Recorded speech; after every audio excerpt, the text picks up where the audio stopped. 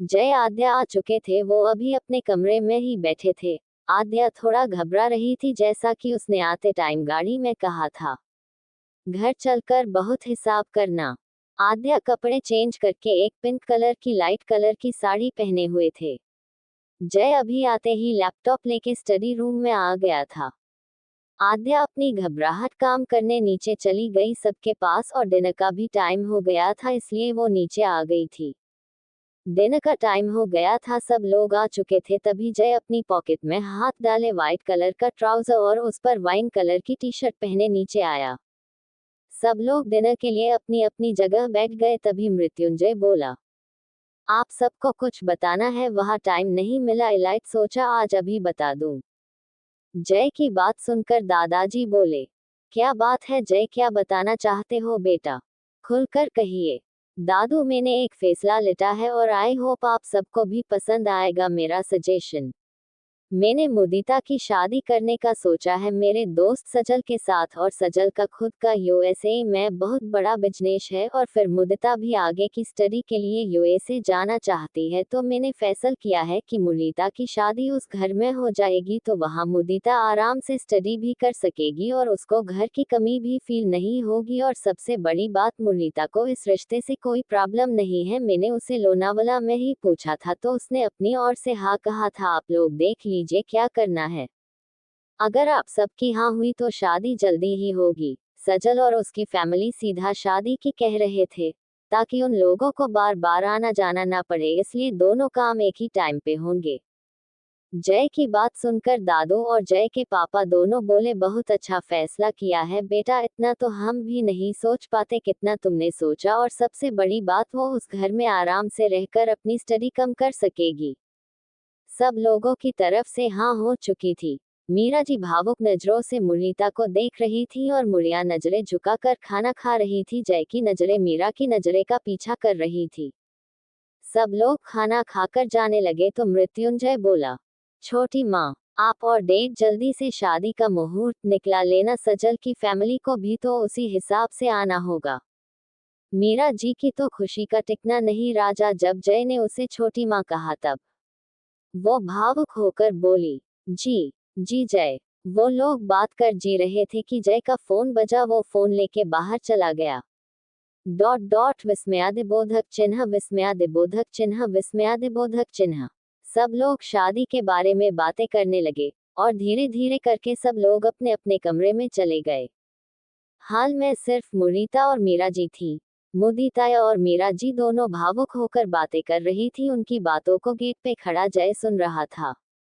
मुदीता भावुक होकर बोली, छोटी माँ आप दुखी मत हो, ये शादी के बाद भी आपकी बेटी आपसे दूर नहीं रहेगी। मीरा जी आंसू पांच कर बोली, बेटा छोटी सी थी तू जब तुझे अपनी गोद में लिया और तूने मुझे छोटी माँ कहा, और देखते ही देखते कैसे समय बीत गया। मेरी छोटी सी मुड़िया कब इतनी बड़ी हो गई कि उसकी शादी की डेट फिक्स होने वाली है। मुदीता रोते हुए उनके गले लगकर बोली, छोटी माँ, रश्ट फेस। दोनों आपस में गले लगे हुए ही थी। काफी देर दोनों एक दूसरे के गले लगे रही। फिर मीरा जी ने मुरलीता को सोने भेज दिया। वो भी सोने के लिए अपने रूम की ओर जाती, तब तक जय ने पूछे से आवाज दी, छोटी माँ रुकिए। जय की आवाज मीरा जी खुशी से पलट कर देखने लगी। उनके कुछ भी बोलने से पहले जय बोला, मुरीता को कभी भी माँ की कमी महसूस ना होने देने के लिए थैंक यू। और अब मुदीता की शादी होने वाली है तो मैं चाहता हूँ कि शादी में किसी तरह की कमी रहे, और दूसरा उसकी हर इच्छा पूरी करना आप। जय नर्म लहजे में बोल कर जाने को हुआ तो उसे जानी पहचानी आवाज आई, थैंक यू बेटा थैंक यू, मैं आज बहुत खुश हूँ, तूने मूंगे माँ कहा। वो भावुक होकर बोल रही थी। जय चुपचाप उनको देख रहा था। थोड़ी देर उनके पास रुककर वो वहां से चला गया और मीरा जी को भी सोने का बोल गया।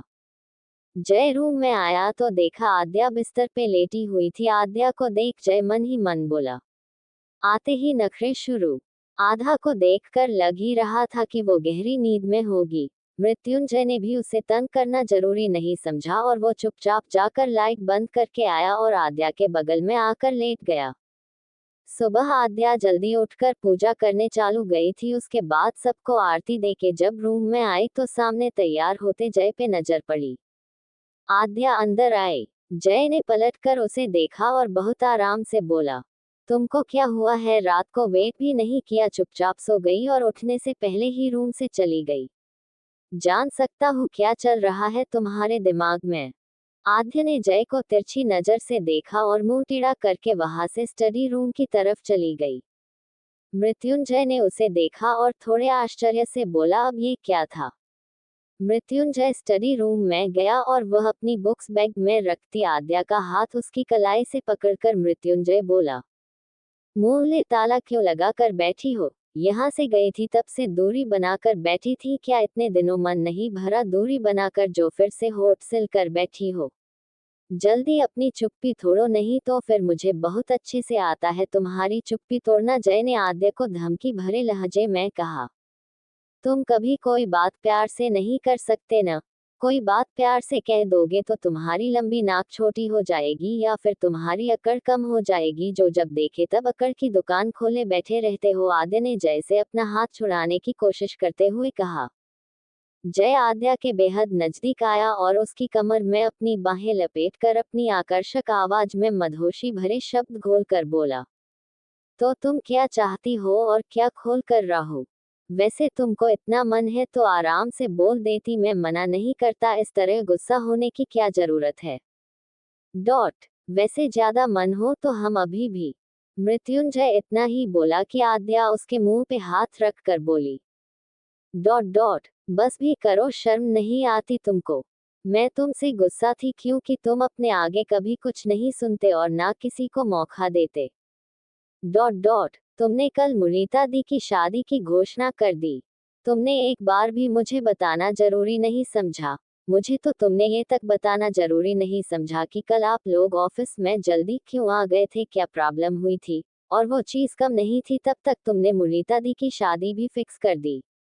जय मैं बीबी हूँ तुम्हारी, जब मुझे ये सब चीजें सबके साथ ही पता चलेंगी तो क्या मतलब है हमारे रिश्ते का?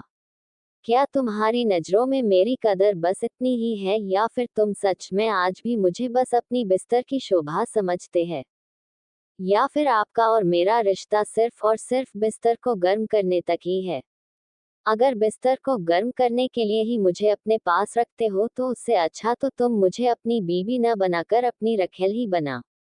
आद्या गुस्से में बोलती ही जा रही थी, उसे पता ही नहीं चला कि वो गुस्से में क्या बोल गई है। उसकी जुबान तो जब बंद हुई जब मृत्युंजय जोर से चिल्लाकर बोला, आद्या। पाउटिंग। ये आवाज इतनी तेज थी कि एक बार को तो आद्या भी हिल गई थी।